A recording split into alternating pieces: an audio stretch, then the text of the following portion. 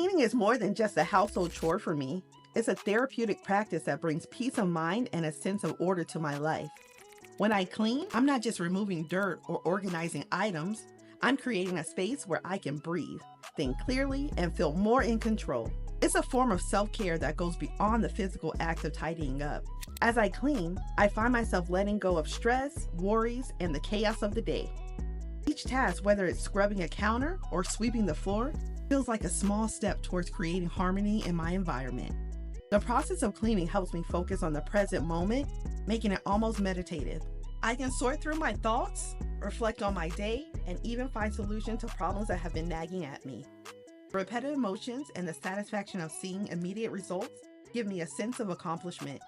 It's a tangible way to bring order to the world around me when everything else feels out of control. Beyond that, a clean space is a reflection of how I care for myself and those I love. It's a way to create a welcoming, nurturing environment where I can relax and recharge. For me, cleaning isn't just about having a tidy home. It's about cultivating a peaceful mind and a heart at ease. It's a practice that reminds me of the importance of taking care of myself, my space, and the life I'm building within it.